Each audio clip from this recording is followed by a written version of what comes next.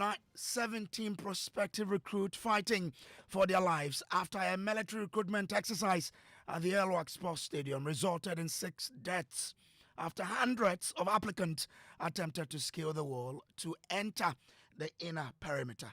Those who are critical and in ICU are 5. We have 12 who are fairly critical. Now we bring you harrowing details from the deadly stampede that forced the Ghana Armed Forces to suspend all recruitment in Accra.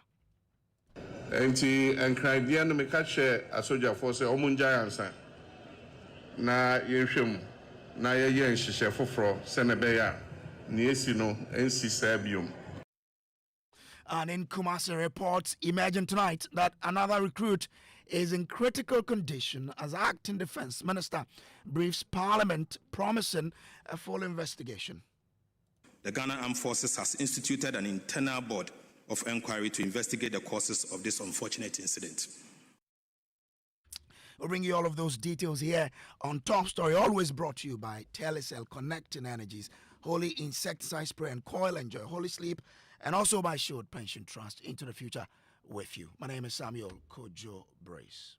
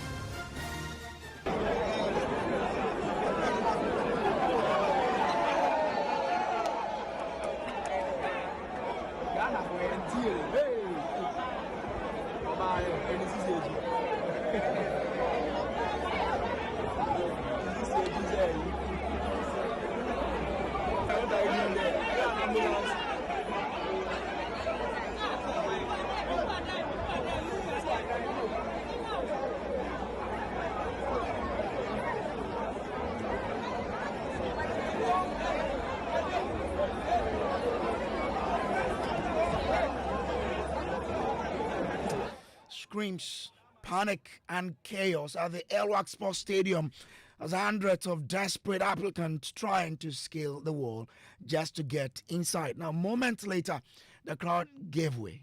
Bodies fell, others trampled, leaving 6 of them dead.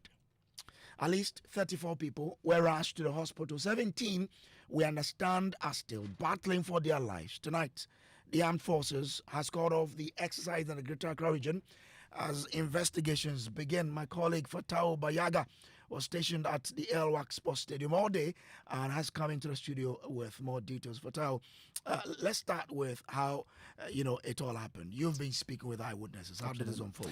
So, Brace, as early as 1 a.m., some of the recruits said they came to the Elwak Sports Stadium and their intention was that they wanted to be enlisted into the Ghana Armed Forces. And when the process began, some of them began to enter the stadium. And because of the huge numbers, others attempted to scale over the wall. So that was where the stampede happened. And many of them, in fact, said that the motive was that if they hadn't done that, maybe it would have been very difficult for them to get into the sports stadium, given the fact that the numbers were so huge. And we've been speaking with some eyewitnesses who have been telling us what really happened. So you were here, you witnessed the whole process. Tell me what really happened. Okay, so I'll go by saying that I stay at Kaswa and I came here because I wanted to be enrolled in the program. What really happened today wasn't good at all. It wasn't. How things were conducted, we didn't like it at all. When it comes to set things, in fact, we Ghanaians, we have to increase, computerized system. What happened here wasn't good at all. How things were conducted, it was very, very bad. Our friends even ended up getting hit and items missing and all that. Were you part of those who were scaling over the wall? They didn't mean to. I wasn't part, but people that were scaling part of the wall was trying to get enrolled in the program. Okay. Not because they were playing stubborn and all that. They were simply desperate. Yes, please. The place was choked. So everyone wanted to get access to the place and then to fill his or items and all that. They called us and we came. So though it didn't went as we expected, as it should be handled, as it should be shared in categories. Maybe Army should be called on a specific day, Navy on a specific day, Air Force on a specific date. We were all piled up, called together. So I think that was what caused the overcrowding. But I'll say on the side of the armed forces, concerning their how they handled us, they tried their best because it's not easy to control such a crowd. So, I mean, at dawn around 5:15, when I was on my way to work, I came across, these people at the usual spot where anytime you get there, it's quiet. But today was chaotic, and I was like, what's happening? It was later I realized that, it could be the recruit. But you moved on to the 37 Military Hospital, Exactly, where casualties, we understand, were taking. What did you gather from there? So this news drew the attention of the president himself, who is the commander-in-chief of the Ghana Armed Forces, the finance minister, who also serves as the defense or acting defense minister, Kasilato Forsen, among other top government officials. They visited the 37 Military Hospital to speak with some of the victims and to gather first-hand information in relation to this particular situation. After that tour, the commander at the hospital, Brigadier General Evelyn Vivian Abraham Kwabia, spoke to the press seeking to clarify the casualties involved in this particular incident. We can take a listen. I need to just get something straight. There's an erroneous information going out. The casualties we have that came through were 28 in number. Those who are dead are 6 and not 12. Those who are critical and in ICU are 5. We have 12 who are fairly critical. The rest are stable. Thank you. Stay with me for Tao. Let me cross over to Kumasi, where President John Mahama has ordered the immediate suspension of the recruitment exercise. My colleague Maxwell Agbagwa is with the president and joins us live. Maxwell, what has the president been saying? Well, the president commissioned those who lost the tickets, and he also mentioned actually that the people who died in today's stampede were all people. He stated that the Ghana Armed Forces have been directed to halt the recruitment exercise and ensure that all the measures are put in place to ensure the safety of the prospective recruits. Right after that, he made that announcement. He saw the statement from the Ghana Armed Forces announcing that the recruitment has been temporarily, suspended, and an investigation also to start to unravel the circumstances, surrounding the stampede. But indeed, you could tell that the president was very distraught from his demeanor.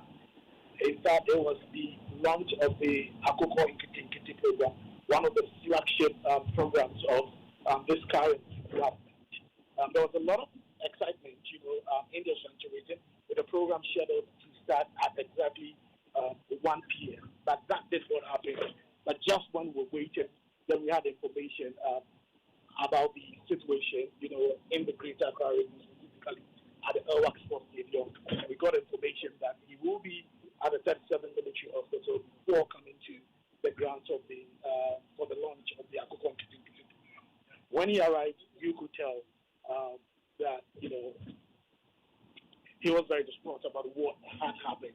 In fact, he said that we had information that there was not similar, but a close incident also in the Ashanti region.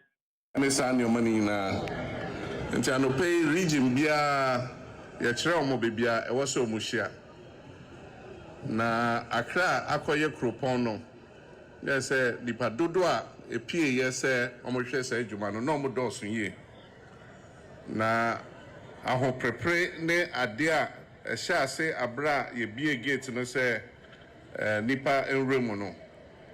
Ma nipa ni bebre e de ahoɔden epia sɛ ɔmo kɔ ɔmonim etimi ewura mu na awerɛhosɛm ne sɛ ebi ɛhwe ase ɛmeɛ tietia ɔmo so na mene mo kasa yi sɛnea yɛnya ne nteyɛ nipa nsia yɛmabunu ahwere ɔmo nkwa na dumienu bi nso ɛda hospital a ɛkyɛ sɛ ayɛ den nso yɛbɔ mpaeɛ sɛ ɔmo ho bɛtɔ ɔmo na nyame ɛnya awerɛho ama ɔmo enti meka sɛ soja mpanyinfoɔ ama yɛ aso ate sɛ yɛmma nsia ɔmo nyinaa ɛyɛ mmabaawa ɔma hwere ɔmo nkwa sɛ Kumasi ha nso biribi kakra saa asiyɛ a ɛkyerɛ sɛ nipa baako sɛ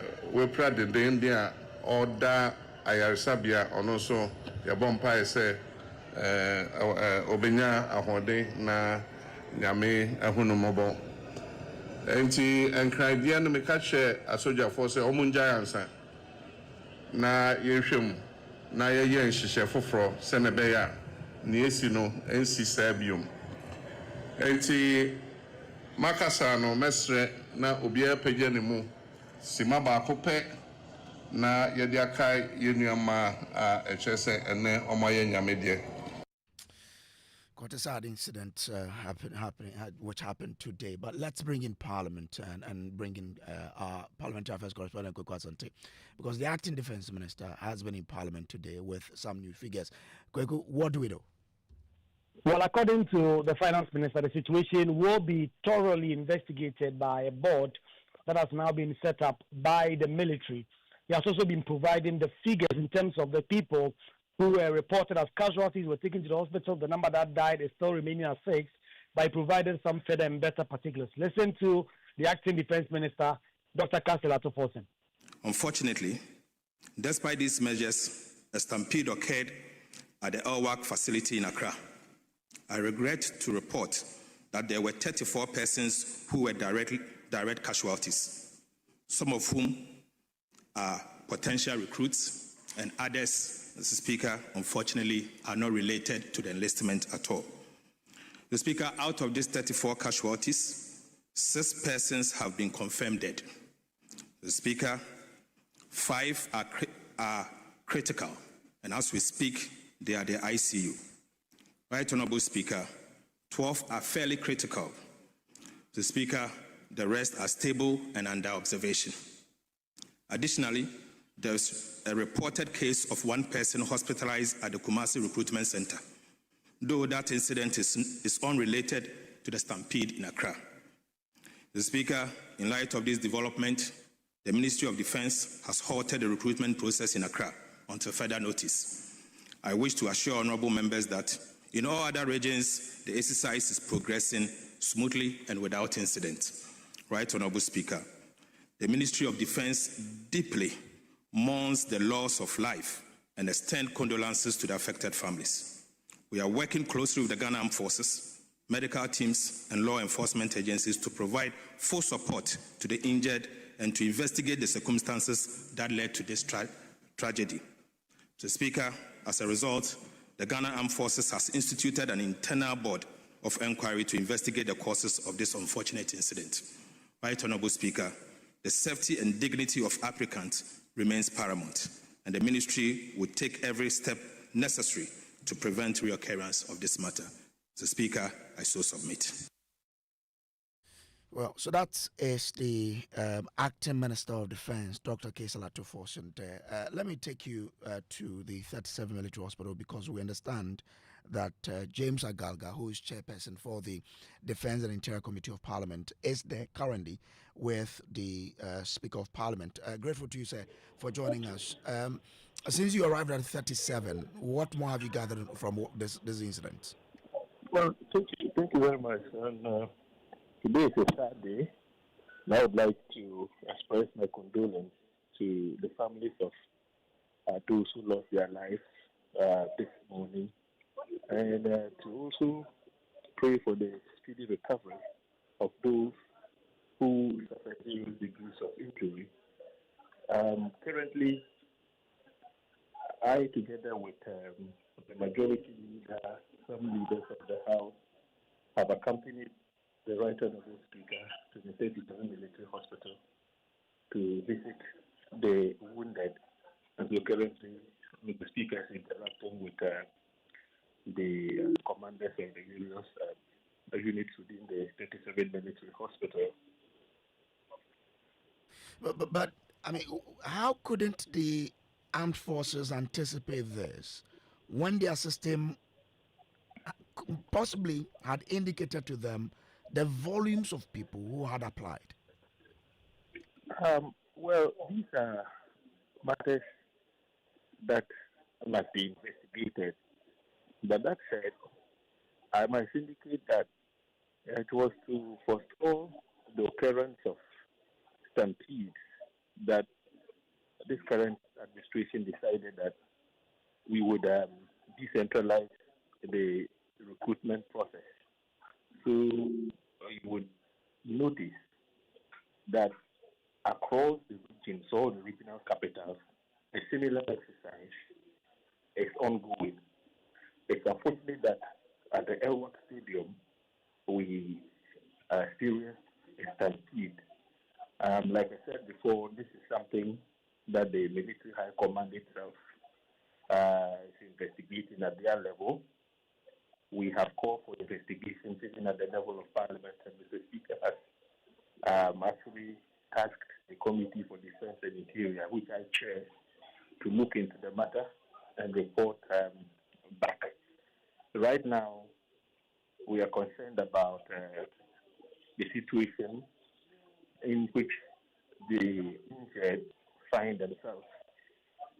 Government on its part has responded very swiftly.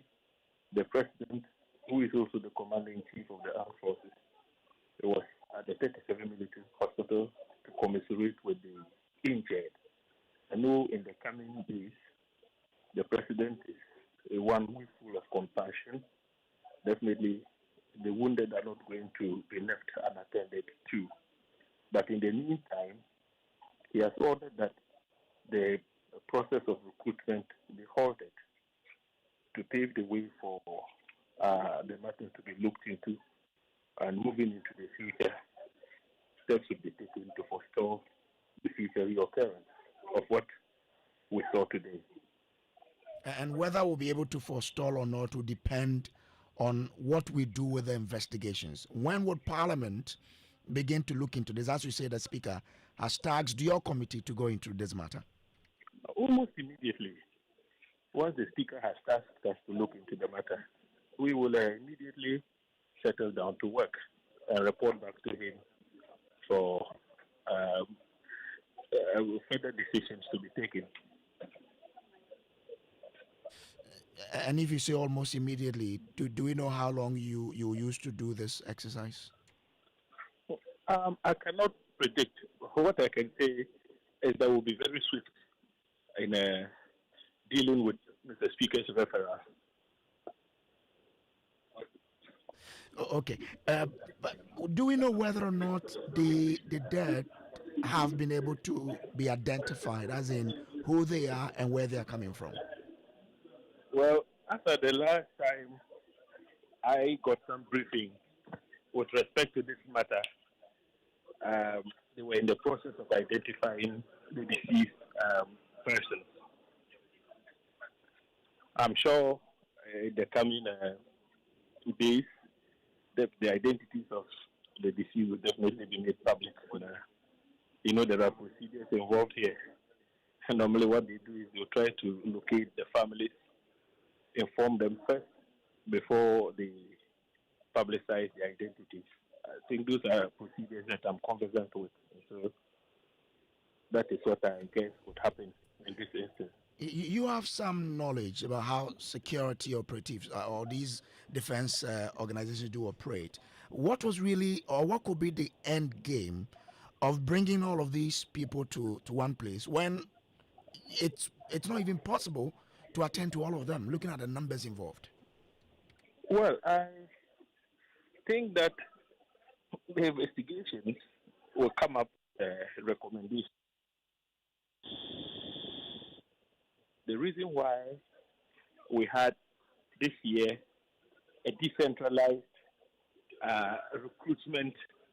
It was to ensure that things of this nature do not happen.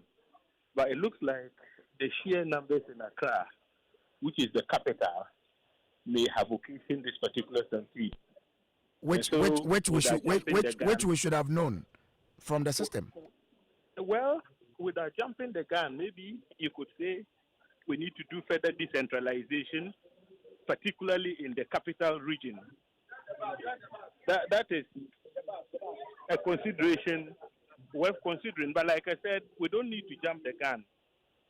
When recommendations are made, would be able to establish exactly what must have happened in the first place. So I don't want to jump into making conclusions. All right, Chairman, I'm grateful to you. Thank you very much for joining us here. James Agalga is Chairman, Defense and Interior Committee of Parliament. Let me bring in the ranking member of the same committee, Reverend John Intimford. I'm grateful to you, sir, for joining. We understand that Parliament Defense Committee has been tasked to go into this particular matter. What should we be what will you be looking out for when you go into these matters? Yeah, good evening. So, first and foremost, condolences to the families who have lost dear ones, dear citizens, in this rather unfortunate and avoidable incident, Stampede at Elwak. And our sympathies also with all the injured who are fighting for their lives, that they get restored to strength. But going forward on this matter is regrettable, really regrettable. We are calling for the entire process nationwide, the whole country, to be suspended. I've heard the president give indication that only Accra should be suspended. No, we insist that if we truly want to safeguard the lives of our potential recruits, all the centers, all the exercises currently underway must be suspended.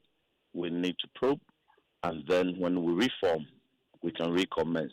One of the key things we'll be looking at is the effectiveness of the decentralization, and also to review the applicants center by center. On the back end in the system, you would easily be able to analyze to determine the applications that are selecting a particular center.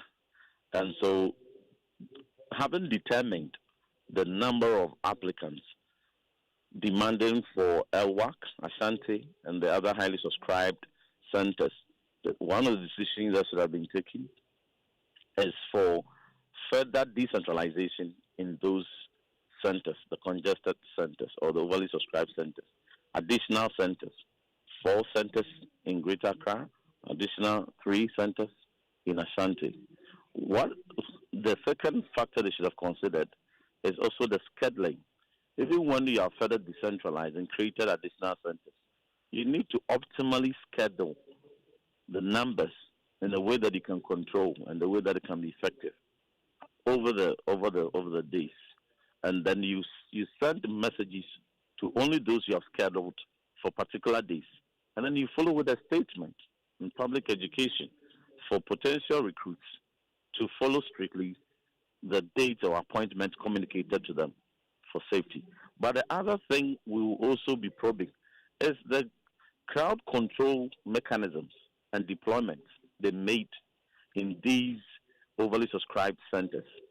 The preliminary information we are getting indicates that military police personnel who are trained and competent to handle such large crowds were under-deployed. So you may see some soldiers wielding weapons around, but the actual numbers of personnel with expertise, military personnel, who are trained to enforce crowd control were under-deployed. If the numbers we are hearing are true, then it was terrible. In the next 30 seconds, with current development in technology, can't we resort to technology to try to do the exercise that we brought them, or we allow them to converge at an area to undertake? there are certain basic analysis that technology, data analytics can determine and eliminate. There are some part of the fundamental screening process that requires in-person, physical examination, document verification, and so forth and so on. So definitely there are some processes that you would necessarily need to appear. But data and analyzing it could easily guide you to decentralize optimally and to schedule in batches in such an optimum, fashion such that such crowd could be avoided. But the president in a statement suggested that on the day, because Accra, everybody wants Accra, they all crowded up. No, nobody just got up and they were invited by text messages. Okay. If they had not received the text messages, they would not be there. So it's not as if somebody applied today and got up or went there uninvited. And so a lot of planning lapses occurred. Okay. So a lot of probing has to be done, planning, crowd control mechanisms, military police deployment, a number of things. Even when we were advising that the politicians should stay their hands off military recruitment, they were all over on the media inciting, agitating their base, even overage NDC full soldiers to take part. They were advocating, we were advising them, you are treading on dangerous grounds. They didn't listen. We have to ascertain for the part. Fundamentally, there is serious leadership crisis in Ministry of Defense. Not for Defense. If we had Minister for Defense substantively, he would have had time to review all the operational processes and to provide very sound policy guidelines for implementation, and this could have been avoided. I'm grateful to you, Reverend John Ntimfo, is Ranking Member, Defense and Interior Committee of Parliament. This has been Top Story, brought to you by Telecel, Holy Insecticide Spray and Coil, and Shield Pension Trust. My name is Samuel Kojo. Up next, after these, will be News Night. Auntie T, I beg, fix me go betete Ghana. No gari, no oil, no plantain, just beans then eggs. Hey, brah, that be dangerous combination, no. Problem no day. I feel handle am. For Telecel, with the Bob say everybody gets what they like. That be why Made For Me bundles day. Based on your usage, if you get your own data and call packages, falla! Made For Me bundles like the way you want them. That *530# then buy Made For Me bundles today. Telecel, connecting energies. Couldn't sleep at night. Mosquitoes will be whining my ears, bugging me all night long. Till I got a remedy. Now I'll be spraying them away with holy insecticide spray. I go spray them away with holy insecticide spray. When I sleep, me dana with holy insecticide spray. Holy mosquito coil, holy multi-purpose insecticide spray. Dana Kron Kron. For bulk purchase, call 0302 681582. This advert is FDA approved. No matter the ride you love to steer, be it a truck, bus, private car, trotro, tricycles, or even generators and heavy-duty plans, it deserves Solnox Eco first. Solnox Eco works with both petrol and diesel, keeps your engine running smooth, improves fuel economy, and repairs are less, gives better performance and nothing less. Solnox Eco protects your car while keeping the environment clean. Plus, it's super affordable. When you hear Solnox Eco Advanced Fuel Conditioner, it's to drive more and spend less. Solnox first, fuel after, that's the magic to move. Cleaner engines, better mileage, fewer repairs. For bulk purchase, contact Nationwide Technologies on 025 611 7589 or 025 611 7588. Solnox Eco. Drive more, spend less.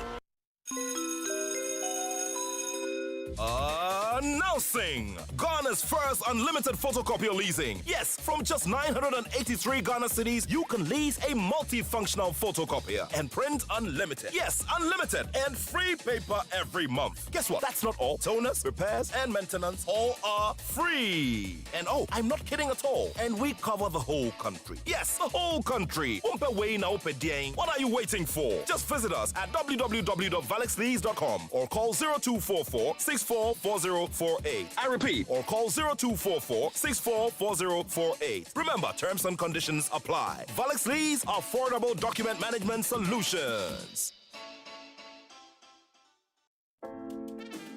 No matter where we are, Africa always calls us home. And here in Ghana, the call is clear: to power growth and create lasting impact. At Stanbic Corporate and Investment Banking, we are creating giants and connecting businesses. From financing bold energy projects to enabling cleaner, reliable power for industries, we are fueling Ghana's transformation. With our support, Gensa Energy is delivering sustainable energy that powers Goldfields operations, helping them move closer to cleaner, greener mining.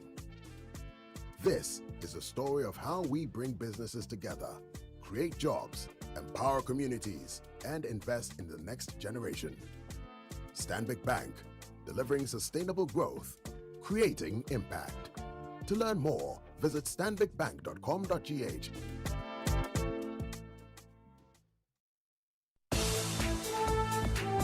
In the next 60 minutes here on Newsnight, we hear the desperation that forced thousands of mostly unemployed youth to the Elwak Stadium in search of employment into the armed forces, leading to a stampede that has claimed 6 lives, with many more fighting for their lives in intensive care. Why are you so desperate to get into the Ghana Armed Forces?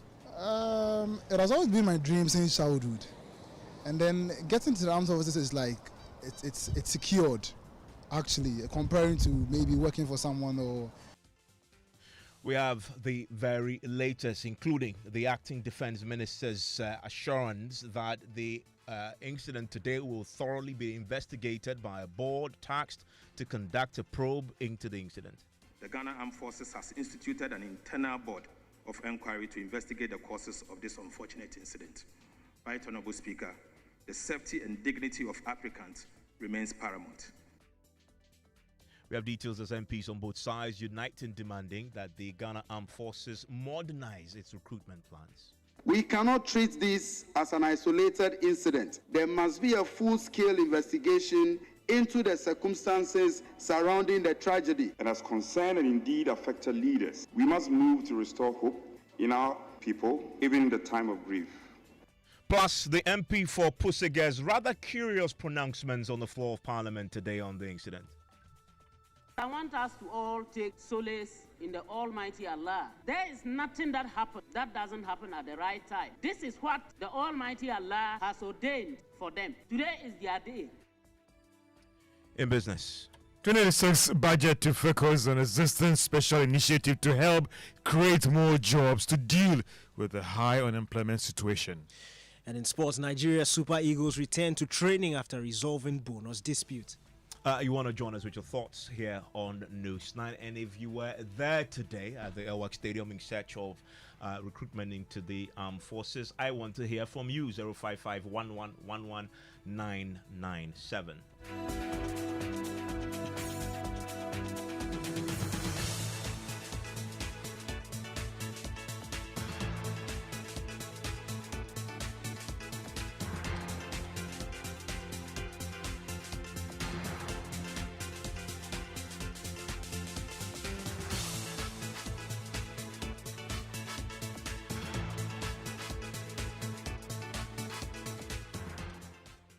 Well, it's been a tragic day as thousands sought recruitment into the Ghana Armed Forces. We're going to be hearing tonight the desperation that forced thousands of mostly unemployed youth to the Elwak Stadium in search of employment. Some of them, they just simply wanted decent employment into the Ghana Armed Forces that led to the stampede that has claimed 6 lives, with many still fighting for their lives. So we're bringing you the very latest from the 37 Military Hospital, where my colleague Kenneth JC will be standing by with the latest on those who are on admission, some in intensive care. But in Parliament today, this has been a subject that all MPs are united on. They want a probe into the matter. We've heard from the acting Defence Minister, who has been briefing Parliament on what will happen. We'll hear from the Minister pretty shortly, Dr. Kessie Olatunfor. But before the Minister addressed Parliament today, two MPs delivered urgent statements on the matter. First was a Minority Chief Whip himself, Frank Anodompre. Listen. This is no small matter to shelve, and as concerned and indeed affected leaders, we must move to restore hope in our people, even in the time of grief. Speaker, the grief heightened when other reports came indicating that the death toll was now at least 12 persons. It then came clearly to me that we must act immediately to resolve the risks associated with such recruitment process which have lingered too long a time. I resolve to make this important call as first step to immediately suspend the recruitment process for the time. We also must urgently ensure that the process be decentralized or further decentralized to address the excessively large crowds as well as the other risks faced by people traveling various parts of the country. As an arm of government, we urgently need the Deputy Minister for Defense, under the circumstance, to come to the House and brief the people on what alternative measures will be employed to deal with such risks. Speaker, this is not merely a tragic accident. It is a profound and systemic failure and the indictment of a system that has lost its effectiveness. Well, NDC MP for Ketu North, Eric Demagbana, also delivered a statement calling for urgent review of the armed forces recruitment methods. Mr. Speaker, we cannot treat this as an isolated incident. There must be a full-scale investigation into the circumstances surrounding the tragedy, from crowd management and planning to logistics and coordination. We must establish accountability and ensure that the systemic failures that led to this incident are decisively addressed. If anyone slept on their job, they must be sanctioned accordingly. The findings, Mr. Speaker, of this investigation should guide immediate and practical reforms in the recruitment processes of our security institutions. Mr. Speaker, it is time to rethink the centralized mode of conducting these recruitment exercises. The days of assembling thousands of young applicants in a single venue must end. We must further decentralize the process and adopt a data-driven, technology-enabled system that allows applicants to be screened and processed in batches across various regions. This approach will enhance transparency, efficiency, and more importantly, safety, while preserving the dignity of our young people. Finally, Mr. Speaker, this tragedy must awaken our collective conscience. As a nation, it calls for renewed commitment to creating decent and sustainable jobs for our young people, so that the desperation does not push them into unsafe situations. Let this not be another headline that fades away, Mr. Speaker. Let it be a turning point that compels us to act responsibly, humanely, and with urgency towards our young citizens. Mr. Speaker, I humbly call on you to direct the relevant committees of Parliament to look into this tragedy. May the souls of the departed rest in perfect peace, and may our nation learn and rise stronger from this painful loss. Right now, Parliamentary Affairs correspondent Kwekwa Center joins us via telephone with details from the House. Kweku, so the former Defence Minister, that's Dominic Nitiwood, had made some suggestions on modernizing the process. What did he say? Well, yes, he started by talking about how MPs should not be politicizing those. And in fact, as the comments were being made, passions were being inflamed and MPs were blaming each other. Dominic Nitiwood said this was not a political matter, and that when he was minister, and even his predecessors, some who served in the NDC, all did their best to modernize this process. Listen to him.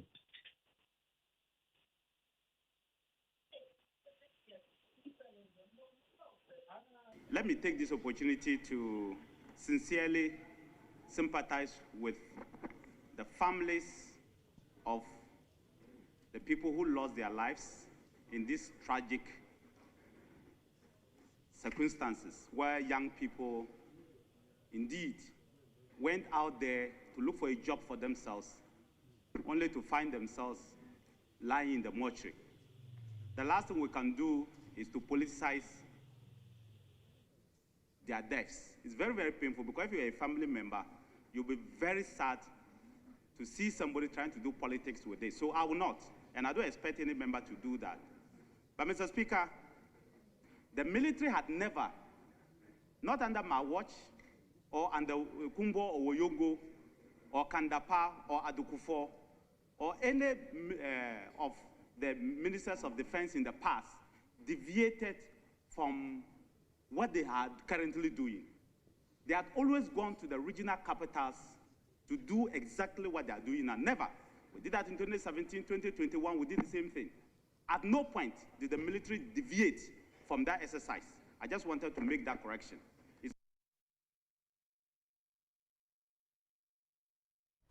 Also, the MP for Puziga made some comments which of course received criticism from members of the House. Tell us about that. Well, Ladi Ayayamba is a Muslim, and her belief is that nothing of this sort happens without God actually allowing it to happen. And so in her own words, this happened because God actually wanted that to happen. But for context, listening to Ladi Ayayamba on the floor made this religious point. I want us to all take solace in the Almighty Allah. There is nothing that happens that doesn't happen at the right time. This is what the Almighty Allah has ordained for them. Today is their day. No matter how, no matter what, no matter who was there, as what, even if we brought all the presidents of the world to sit there as ministers or whatsoever, once today is ordained for them to die, they will. And this is what has happened. Unless you don't believe in the oneness of God, unless you don't believe in the oneness of the Almighty Allah, it is not anybody who wanted them to die. There is no single officer there who wanted even one single soul to pass. Not even one person hoped and prayed that one person would die there. Let us understand that. If that were the wish of anybody, I haven't seen or thought of that person. Also, the acting defense minister has been given some assurances, hasn't he? Well, yes, as all these comments and statements were going on, Dr. Kassel Atoforsin walks in, having changed from leading the president to the 37 military hospital. He's now promising that this matter will be thoroughly investigated and that the lessons will be learned, the exercise has been suspended, and the situation will be improved. And then we also heard from the Speaker himself. Did he refer this to the relevant committee in Parliament? Well, that was some of the demands, the statements, and the comments they'd made. What he has said is that the committees should now look at the work that is going to be done by the Ghana Armed Forces, as in they should monitor them, and when they conclude their investigation, they should also investigate that and present a report to Parliament. He also has a call to the President. He says the President must appoint a defense minister as soon as possible. Here are his reasons. For us to rethink about the whole process of enlistment, recruitment, employment in the public service. We have a serious challenge. We have to confront it head on. As a result of that, even when I was offered the opportunity to be Minister for Defense, I declined. I declined that offer. His Excellency, the current president, was present. That time he was vice president. He was president when I was offered. I declined for good reason. So please, this is an institution that we all revere. And it's because of them that we are all protected. You know what they do. They decide not to sleep like the police so that we can sleep. It's not an easy job. So please, even though some measures have been taken, I will direct our committee to follow up on the process. And then also emphasize what others have said for us to expedite the process of appointing a substantive minister. It's not because the current minister acting is not capable, but we know the pressures on him. And so we need to have somebody who will come with full report and look at some of the issues you've raised. What prevents this country from having a continuous recruitment or enlistment process? We don't have to wait and do it once every year or sometimes 2 years so that you can accumulate so many people and they have to rush to try and get recognition. And that there is a Speaker of Parliament speaking on the floor today on a very tragic day. We'll get to you the very latest from the 37 Military Hospital before we close Newsnight tonight. But Pearl, as we have been learning today, some of the MPs touched on this. Many of those who thronged the Elwak Stadium today were there desperate for employment. They wanted an employment. They wanted to get into the armed forces as a means of escape from years of sitting at home without a job. And we have been trying to get to terms with what really was the motivation for many of those who were there today. Well, of course, my colleague Fatal Bayaga spoke to some of the potential recruits. Have a listen.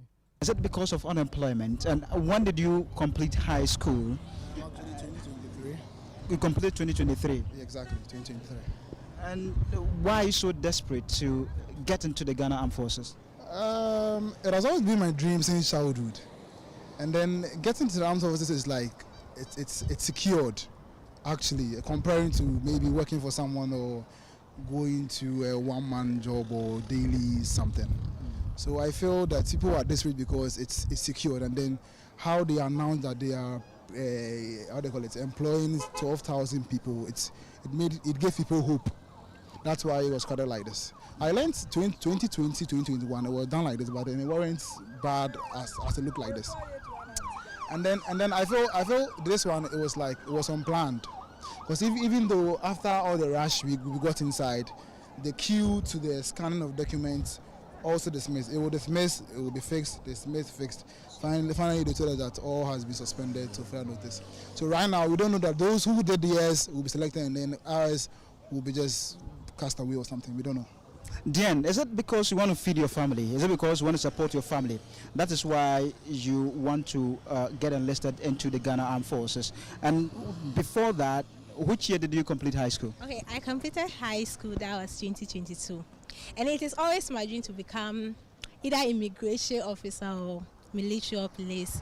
So they were forcing me that I should apply for nursing and teacher training, but I don't want to because I don't have the passion. So I tried. So this year I didn't even buy any form, but last year I applied for nursing and I was never admitted. So this year when I heard that, armed forces is out and this, and I was like, okay, let me try and buy it. That's the reason I'm here. Not necessary for me to feed my family or no, but to become a successful lady that I want to become, and the dream that I want to fulfill. That's the reason. What about you? It's also my dream, my childhood stage. So I completed 2022, but I've decided not to go to school again. So when I heard that the military is, I have to buy something. And I'm God being so good, I was qualified. That's why we came here and made this accident and those stuff. And I want to bring in Professor Godfrey Bokwe, who has been following this development today, economist and professor of finance, looking at the bigger picture on what really were some of the key issues economically that may be forcing people to so desperate to get into the armed forces. Some of them you had there. This is their passion. They've actually put their dreams on hold just to get into the armed forces. And Prof, you listen to that. There is something to admire about those voices we had there. They're desperate to serve their country. Some of them, they admire the military, they want to get in.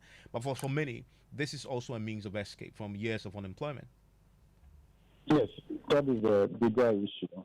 Good evening. This is unfortunate. Our heart goes to the families, the immediate families. It's not the kind of news that you want to entertain. And at this stage, whatever I say is independent of the Ghana, the military. I have a lot of respect for the military. Anytime I hear the military news about them in this form, I feel very uncomfortable because they are very professional. It's one of the highly respected institutions. In fact, if you look at it within Southern Africa and you engage with people, you will see that the professionalism our military security agencies exhibit, is quite high. So I have a lot of respect for them, and that is why I wouldn't go into that. I would rather look at it from demand and supply issues. I would rather look at it from the perspective that what we are seeing here is just a testimony of policy failures over the years. This economy, we have not been able to create decent jobs for the people of this country. The World Bank recently told us that between 2012 and 2023, this economy has added just around 250,000 jobs on net basis. 250,000 jobs. Whilst within that same period, 2.7 million Ghanaians of working population age have entered the labor market. There's no way people will find decent jobs if you have this kind of imbalance. What is happening right now, even beyond what we have just seen, is what we call labor devaluation. People who are highly qualified have had to settle for lower end jobs which make far less demands on their skills, simply because they have to step down several times in order to find something. Look, by 2040, our population will be 45 million. 30% of that population will be less than 30 years. Between now and 2040, annually we'll be adding over 700,000 to our population. Then again, if you look at the employment response to GDP growth, it's been very weak. So even if you ask all those who go to university to major in job creation, they will end up being successfully unemployed, regardless of the programs that they pursued at the universities. It's simply because we have not been deliberate through resource allocation in engineering job-rich growth. And you make that point about being deliberate. However, we've seen over the years, almost every government tries this. They create a state-sponsored employment scheme. We have the NYEP. We have other schemes that have been created to employ people. Evans, we have had reservations about this. At the end of the day, you can reduce all these interventions to just another form of training. Create loot share. Because resource allocation does not go to the critical sectors of the economy, the labor-intensive sub-sectors of the economy, where when growth is driven, it will also be job-driven. We haven't done that. You check the budgetary allocation. You would observe how we allocate resources and which sectors receive those resources. As we speak right now, Evans, do you know that you will hear of this tomorrow? In fact, in the last 3 years, Ghana has allocated in excess of 50 billion Ghana cedis just to cover energy sector shortfall. More than 50 billion Ghana cedis. And the bulk of this is just to cover inefficiencies, corruption, procurement breaches, which benefit some few people to the detriment of majority of Ghanaians. That's what we are doing. In fact, if you look at the combined resource allocation to the critical sectors of this economy, health, education, food and agriculture, gender, children, and social protection. If you put all of that together, it's far less compared to how much we are allocating to cover our inefficiencies and corruption within state institutions. And Prof, I've heard you say many times that the unemployment crisis is a ticking time bomb. It's actually the reason why we're struggling to deal with Galamsey, because again, the people who are into Galamsey, again, Ivan, we've been told, Ivan, because they are out of jobs. We are and they just need some using employment. these poor people as face shield. The real beneficiaries of this illegal mining are close to government and they work in the corridors of power in this country. Look, if we declare state of emergency, it will have more effect in Accra and high places in Accra than where the illegal mining is taking place. People you see that they are using them as face shields. On that unemployment question, which, as you say, is at the heart of what we saw today, that Stampede, the tragic Stampede claimed 6 lives. This is coming just hours before the finance minister presents the 2026 budget. And then he also happens to be the acting defense minister. What will be your proposal ahead of tomorrow? Something that will go to fundamentally deal with this problem of unemployment. Just one top proposal for you as far as the 2026 budget is concerned ahead of tomorrow's presentation. Yeah, okay, thank you very much. I think, let me start off this way. I have a lot of respect for the Minister of Finance. I've seen his approach to reset the economy, and largely we agree. And I think that we encourage him to stay on that course. I have listened to certain interventions in terms of agricultural for economic transformation. I've seen the agricultural commercialization initiative. They are talking about palm oil. They are looking at creating over 250,000 jobs along that value chain and all of that. I'm hoping that they will be able to back it with the necessary resource allocation and explore greater efficiency along those areas so that resource allocation will get the maximum benefit from that. If you look at what happens in this country, if you take just baseline resource allocation, let's say to Ministry of Health, even to National Health Insurance Authority and the rest of them, you may think that we are doing well. But when you do efficiency analysis, you realize that what goes to the critical areas is very small. The bulk of it is taken up in terms of administrative costs, buying V8s, the comfort of duty bearers. That is what we are seeking. I've told you on this show before that if you pick National Health Insurance Authority, the total allocation to them, they spend close to 45% of that just on administrative costs.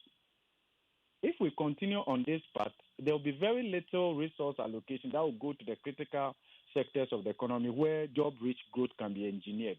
So I think that, yes, I understand the constraints. If you make budgetary provision for energy sector shortfall, compensation of employees, you are left with very little, and therefore we need to explore greater efficiency in our resource allocation. But finally, Evans. And very briefly. Yes, very briefly. Yes. There's one other thing that I want to see in the budget. Okay. I want to see adequate resource allocation, budgetary allocation set aside to reclaim our water bodies and our environment. We need to start thinking along that line.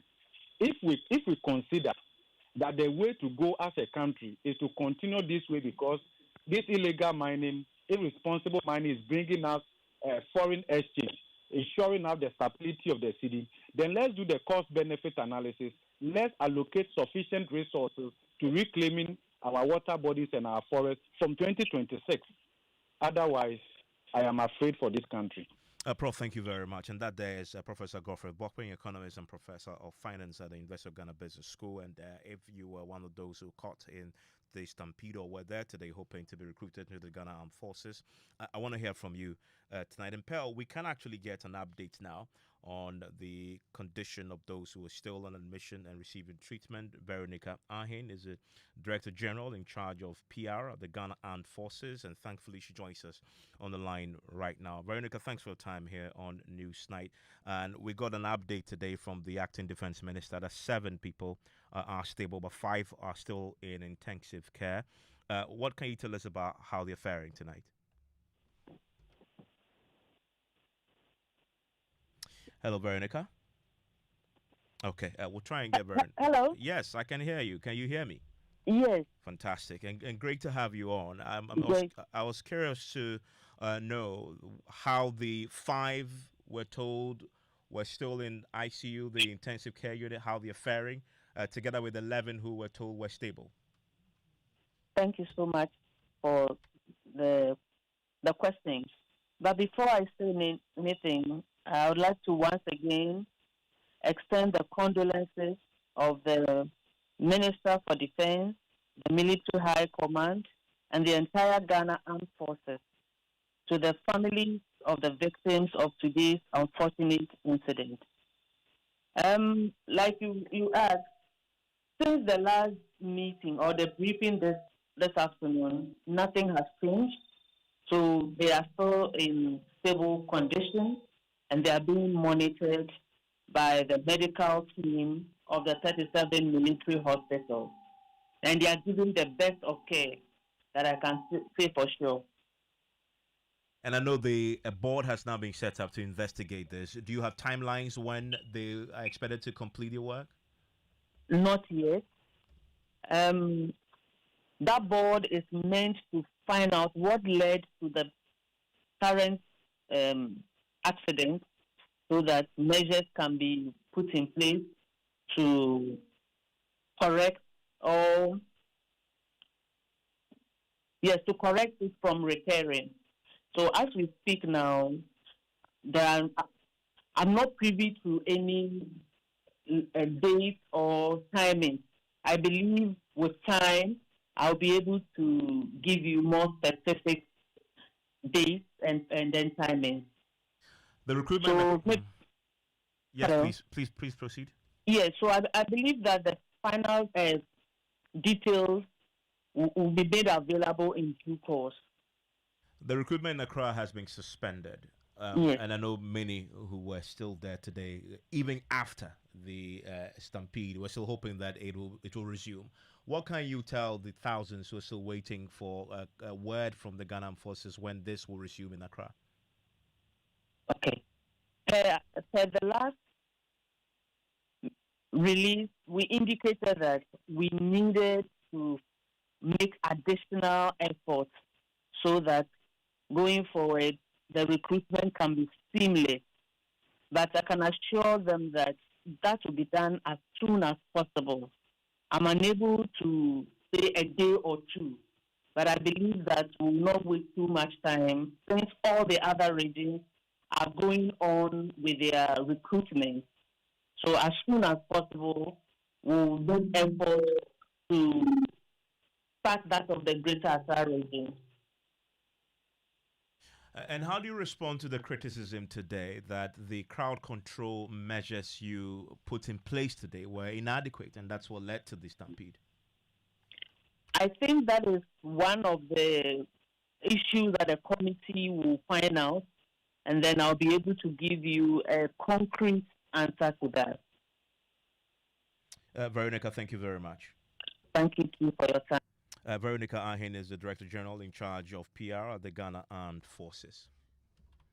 Evans, at the heart of all this is the issue of unemployment, which you just discussed with Professor Bobkin. Caleb Ziblim is a member of our research team, and he has been looking at the unemployment figures in the country. Joins us in the studio. Caleb, first tell us, how does Ghana's unemployment picture look at the moment, especially among the youth? Yes, Pearl. So the numbers tell the story really. So about 1.42 million Ghanaians aged 15 to 35 were jobless at the end of last year. And if you expand it a bit, about 2 million youth in Ghana are considered idle. And that's according to the Ghana Statistical Service. And by idle, we mean they are not employed, they are not in education, and they are not in training. So we have 1.42 million Ghanaians aged 15 to 35 years unemployed. and we have 2 million Ghanaians idle. And let's narrow it down to today's recruitment exercise. Why did so many applicants show up this year? So unfortunately, we could not find the total number of applications that the armed forces received this year. But then when we do some tracking from what the late defense minister, Dr. Omani Boama, said, he indicated that 12,000 personnel will be recruited up to 2028. And when you do the math, that's about 3,000 personnel every year. So this year, we're expecting about 3,000 personnel to be recruited into the armed forces.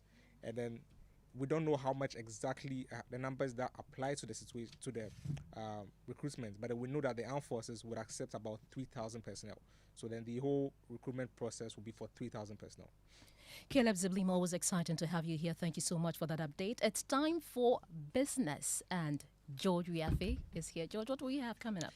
Well, in business, you're talking about unemployment, and it looks like the budget is expected to focus on existing special initiative to help create more jobs to deal with the unemployment situation in the country. And government finally rolls out its flagship poultry program in Kokon Ketinkiti that seeks to cut down on imports and boost local production to aid employment. The business news on Newsnight is brought to you by MTN Business. Welcome to the new world of business. Kingdom Books and Stationery, your number one stop shop for all your office essentials. Synthesis tanks and Pepsodent, Herbal and Charcoal. Je m'appelle. Je m'appelle. Je m'appelle. Mappe. Et mappe. Hey, Asamo. French, you dear. This is a midi croissant. Meet Aja. She makes sobolo in a small shop in Kaswa. She's going places with MTN Ejumapa. Now, she's learning French kakra to teach her francophone customers indigenous recipes. Watashi no namae wa. Watashi no na. My boy. Whoa. She's learning Japanese too? Watash. What? If you're a woman with a small business, join MTN Ejumapa today by dialing *5060# and enjoy 150 megabytes data, a lifestyle bundle for social media, free MTN to MTN calls every Monday, and an insurance cover. You will also gain access to expert training, discounts on digital tools, and financial support to grow the business of your dreams. Terms and conditions apply. MTN.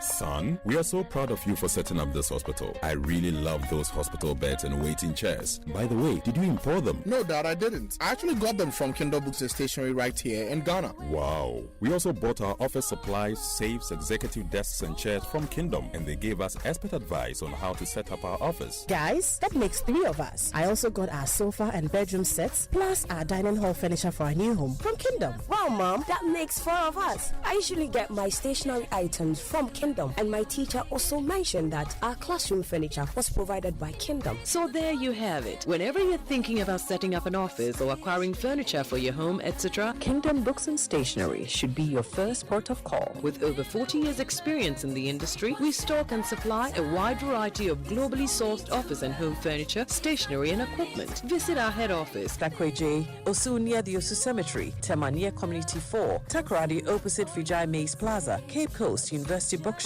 Spintex Road near Absa Bank, Atomic Centerpoint Mall, Winneba University Campus, KNUST, the University Bookshop, and Santasi in Kumasi. You can also visit our shop online, www.kingdomstoreonline.com. Hurry while stock lasts. For further inquiries, contact us on 050-162-0810 or 0302-764-101. Email info@kingdomgh.com. Kingdom Books and Stationery Limited, where quality and affordability is assured. Terms and conditions apply.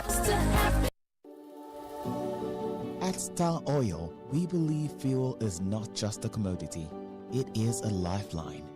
Every cedi saved at the pump is a cedi that helps a mother send her child to school, a farmer transports food to the market, or a young entrepreneur deliver their first order. Our mission is to make fuel more accessible by offering consistently competitive prices, helping ease the financial burden on Ghanaian households. In a country where transportation costs can consume nearly a third of household income, this is not just business. It's a social responsibility. Star Oil. still quality and affordable fuels for all.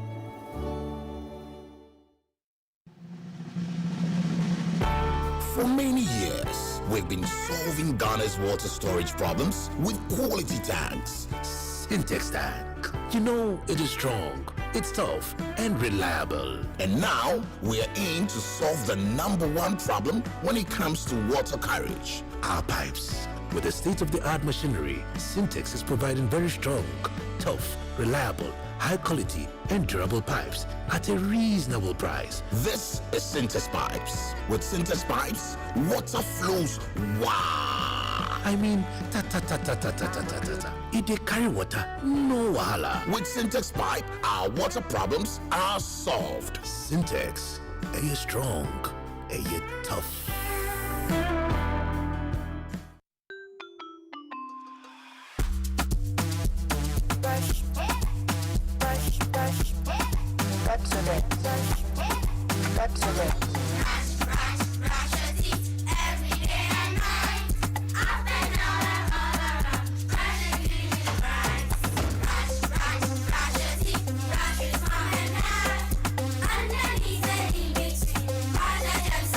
Brushing gets more fun with your kids with the new Pepsodent Kids toothpaste. Give your smiles protection that lasts. Grab yours today from a store near you. This advert is FDA approved.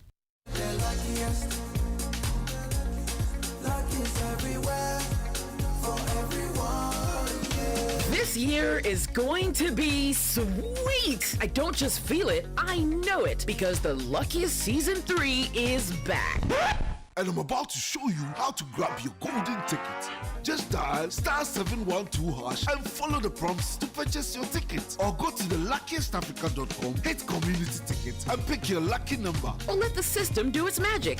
Choose how much you want to spend from 1 to 5,000 Ghana cedis. You can even buy a ticket for someone else. Be someone's hero. Payment? Easy. Mobile money in Ghana or card if you're international. One ticket can turn 1 CD into 500 times more. That's maths we love. Or your community will win 10 times more. So let's get lucky together, because luck is everywhere.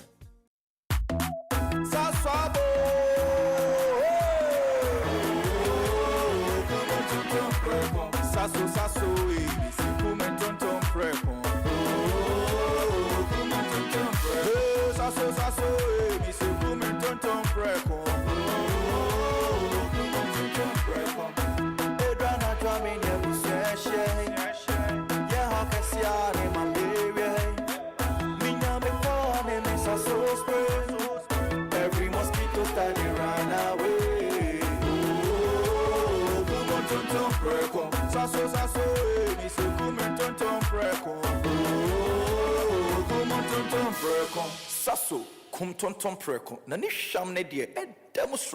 This advert is FDA approved. You're welcome back to Business on Newsnight. Now, Finance Minister Dr. Atuforsen is expected to focus on existing special initiatives and programs to help create more jobs for next year. Now, this will be highlighted in the 2026 budget that will be presented to Parliament tomorrow. There is more in this report. It's looking at how the current program can be fully implemented so that the economy can benefit from the real dividend that comes with these initiatives. So, for instance, how can government extend the needed funding to the 24-hour economy program and the Big Push agenda in order to take off smoothly? This will result in the Finance Minister not ruling out fresh projects and initiatives for 2026, but rather give more details on how government is planning to fund these projects. The Finance Minister will also be outlining other measures that will help deal with the unemployment situation in the country. The minister will also use the occasion to highlight how government has worked hard to stabilize the economy, looking at what they inherited and what they've done so far. There will be some details about the IMF program and what government's plan is for the economy after the program ends in May 2026. It is not clear for now whether government will heed to the IMF's request for some technical extension of the program by some 6 months. And that is a Business Desk report. Now, government has finally rolled out its flagship poultry program in Kokon Ketinkiti, with its official launch today by President John Mahama. The initiative seeks to distribute over 3 million birds across the country to help cut down imports and boost local production to aid employment. Our initiative will be carried out in phases following the launch today. Let's hear from the Deputy Minister of Agric, John Dumelo. Every constituency is going to get 10,000 birds. Now, if you break it down into households, that means 200 households in every constituency will get 50 birds for you to rear in your backyard. Now, one, it's going to create a lot of employment. Two, it's going to create a lot of interest in the poultry sector. And three, hopefully it will reduce our importation of poultry products over the next couple of years. And so if you watch our balance sheet and you realize that, look, we import so much, the chunk of our imports is poultry. Addressing it like this will be good. Now, these birds are vaccinated, and so once we give it to you, all you need is to give the feed that we are also giving to you. And then once they are ready within about 8 weeks, 9 weeks, you can either sell it, or you have certain companies who will come and buy it from you, and then they will process it and package it and, of course, sell it off the market. John Dumelo is the Deputy Minister of Food and Agri. Now, this initiative is part of government's broader Feed Ghana project. Now, the Ghana Stock Exchange has called for a speedy cabinet approval to enable the state-owned enterprises raise capital from the fixed income and equity markets. Speaking at the 10th anniversary of the Ghana fixed income market, that is, Managing Director Brian Amoah emphasized the potential of the financial market to raise patient capital for development. Government and businesses are looking for patient long-term capital. The Ghana Stock Exchange is ready to facilitate this connection. We therefore call for 4 things.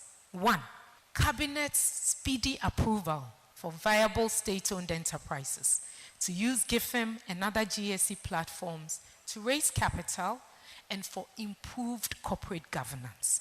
2, the promotion of bond-backed public-private partnerships for infrastructure financing and the issuance of municipal bonds. Brian Amoah is the Managing Director of the Ghana Stock Exchange. Now, the Ghana National Chamber of Commerce and Industry has signed a memorandum of understanding with its counterparts in Barbados. Now, President of the Ghana Chamber of Commerce and Industry, Stephen Mensah, says the partnership will help bridge the gap in terms of trade and open opportunities for businesses of both sides. He spoke to Joy Business in Barbados on the sidelines of the 2025 Guba Awards, which brought together business leaders and policymakers from Africa and the Caribbean. This is a very important occasion that I think that the continent of Africa has long been waiting for, to have that relationship with the Caribbeans. You know, to come to the Caribbean, you always have to go to a second country, or let's say third of Barbados, as we are here now. And you have to go through UK, go to the US, or you have to go through the European continent. And then you don't get a visa for any of these countries. Then how do you come? So, first of all, the idea straight to the Caribbean has been achieved and it has to be sustained. And we have promised them that we want to see that this is not just a 9-day wonder, this is not just a signing ceremony, but to be able to continue. President of the Ghana National Chamber of Commerce and Industry, Stephen Mensah, speaking to Joy Business in Barbados. Now, MTN Ghana is reinforcing its dedication to sustainable business practices through its annual Sustainability Week. Chief Corporate Services and Sustainability Officer Ajoria Fit says that the company is embedding sustainability into its core strategy. This week is a week that we have set aside to just create awareness around sustainability, to showcase what we are doing so that we are able to encourage others to go out there and do that. It's a way of also encouraging our employees to do more and to build a culture of sustainability within our organization. For MTN, and I think for a lot of other companies, the starting point is our strategy. Making sure that sustainability is not something that we push to the side, but it's something that is core to the way we do business. So a strategic priority for us is shared value. How do we ensure that whatever we are doing benefits not only us, but our community? It's eco-friendly, so protecting the environment. It is done ethically and contributes to the economy of the country. Chief Corporate Services and Sustainability Officer at MTN Ghana, Ajua Riafe. And that's all for business on Newsnight. Back to you, George. Thank you very much. We are looking forward to tomorrow's budget. I know you are leading the team in Parliament, yourself and Kweku. And we're also going to have an in-house team. We're going to be across the country because, as you know, the finance minister, as we now term it, autonomics, is really heavy on the real economy. And that is why you've seen that he's been visiting marketplaces, he's been to Benso, he's been to Takrade. So we're going to be in some of these market areas, centers, just to gauge the reaction, the build up to it, but also reaction after in terms of how the policies is going to affect them. You know, they really feel the impact of government. Evans will be looking forward to his strategy on how to deal with the employment situation, because he will be giving some details on government's plan going into next year to try and reduce unemployment in the country. You want to join us all day from morning. George leading the team, myself, Wingsting, and the rest of the squad here in the studio with a crack team of analysts who will also join us, build up into the budget, listen to it, and analyze and unpack for you here on Joy News and Joy 99.7 FM. And let's do some sports now. Granton is here with the latest. Yeah, Nigeria's Super Eagles, they have resumed training ahead of their crucial 2026 FIFA World Cup playoff game against Gabon following a temporary boycott over unpaid bonuses. The players and officials had earlier refused to train in Morocco yesterday, where the match is set to take place in protest against delays in settling their allowances and appearance fees. Team captain William Troost-Ekong confirmed earlier today that the matter has been resolved. The Super Eagles took part in training earlier today ahead of tomorrow's crucial FIFA World Cup qualifier against Gabon. The winner of that game will take on Cameroon or DRC, who also play their semi-final tomorrow.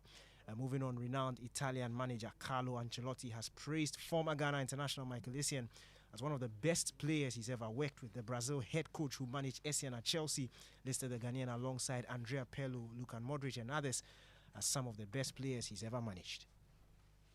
Give us a list of midfielders. This is good. I like this. Pirlo, Xabi Alonso, Toni Kroos, Luka Modric, Casemiro, Lampard, Ballack, Essien, Chelsea. I had Arturo Vidal, Seedorf, Gattuso, Ambrosini. Unbelievable. You had Brazil head coach Carlo Ancelotti speaking there, bringing an end to sports. Back to you guys. Thank you very much, Daniel. And I want to bring to you a few of your messages on our WhatsApp console now. Nana says, Evans, I'm sure there are people at work who are employed. I know a lady who works in a bank and lost 15,000 cedis paying bribe to get into the border guards a couple of years back. Indeed, some of the voices we heard say they had made a choice that it is the Ghana Armed Forces they indeed want to serve in, and they put their lives on hold just to get in because of the pride they have wearing the uniform. Prophet Tama says, since 2020, we never heard of military recruitment. It was always done secretly for party members. We only hear that they have passed out. NDC wanted to open and be transparent in this particular process. Parker from Akachi says, why can't recruitment be decentralized? Leaders think out of the box. Kofi from Akrapem says, I think the military nationality nationally caused this because they want to use protocols for recruitment. God's Way in Adenta says, 6 people dead. I'm deeply saddened by the occurrence of an unfortunate incident. I cannot rationalize such tragedy, he says. And then High Events, Bannerman in the US, it says the chaotic incident that occurred at the Elwak Stadium that led to the loss of lives was unfortunate. This shouldn't have happened in the first place. And Francis in Accra, in fact, it is very, very unfortunate. We lost our loved ones at Elwak Stadium. We can't why can't we use the Black Star Square, Accra Sports Stadium or Legon Stadium for this? Because he believes there's much more space there. And let's talk about Galamsey now, because the Setrahiman water treatment plant in the central region is on the brink of total shutdown, choked by heavy silt that's crippling operations and causing acute water shortages across parts of the region. Workers now spend hours each day manually shoving thick mud, barely 20 meters from the plant's raw water intake on the River Pra. But with Galamsey activities worsening siltation and turbidity levels, the Setrahiman headworks is fast losing the battle. Communities including Cape Coast, Commander, Elmina and surrounding areas are already enduring the brunt. Emmanuel Jivenu has more in a continuing series, Dear Bahama, Stop Galamsey. Young men soaked in muddy water, pushing and shoving heavy silt away just to let a trickle of raw water reach the intake pipes of the Setrahiman water treatment plant. What should be an occasional maintenance has now become a daily battle, a fight for a river that is slowly dying. Yes, Setrahiman water plant. The Setrahiman water treatment plant is very close to us, but because the River Pra is so polluted, it's hard for them to treat the water and supply it to our homes. But I saw mom yen shoes with Jumani Adiano, I got himself for mom yen shoes with my name say, Omu Yusu sends unity now, I say, and Yamama Yadiamoma, and soon as we've been to me and so yes. The River Pra, once clear and life-giving, is now thick with mud from illegal mining upstream. Each day, the workers here shovel away tons of silt. Work meant to be done every few months, now repeated almost every single day. Without their efforts, the plant cannot draw enough raw water to treat, and communities downstream would wake up to dry taps. Yellow bread dough. Elmina people, you are suffering from water. Central region, yellow bread dough. For residents like Kofi Techi, the River Pra is a painful memory. It's really sad to see the River Pra polluted. This is same water we used to drink. It's so now polluted. It's heartbreaking. We are looking to the government to deal with the Galamsey. Kofi recalls when illegal miners tried to dig just meters away from the Setrahiman treatment plant. The community chased them away, but their victory was short-lived. The river never recovered from the pollution miles away in the western region. This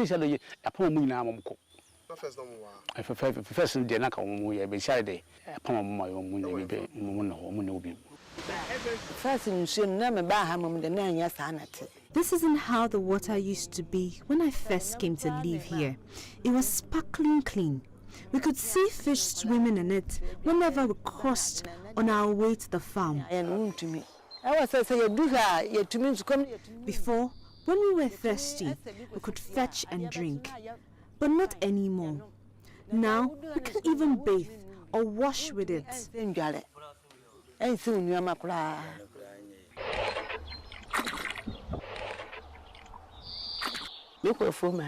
Back then, whenever I crossed the river to my farm, I would fetch some water to drink. Even if my 50 pesos coin fell inside, I could see and pick it up. What I was for soon, dear, my trantra be 1 year or 2 years in India. Yanya being sour, one of If I am not mistaken, it's been about 2 years since water last flowed through our taps. Officials at the treatment plants declined to speak on camera. Workers, too, fearful of sanctions, would not talk, but their silence speaks volumes.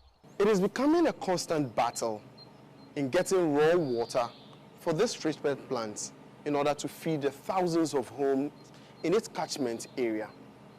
They are calling for urgent action to stop the illegal mining. Until then, they fear the worst. The story of Setrahiman treatment plant goes beyond a local crisis. It is Ghana's reflection in muddy water, a nation watching its rivers die, and with them, its future. If we fail to protect the Pra, Ayensu, and Cobra, and Dolphin, we fail to protect ourselves and our future. Emmanuel Jivenu, Joy News, Setrahiman, Central Region. And before we go, it's just 15 days to the Republic Bank Lava Firm Habitat Fair in Kumasi, and the discounts are already pouring in. Now, let me ask you, what's a home without strong, secure doors? If you're planning to own a house or any property, you need top quality doors and windows to keep intruders out.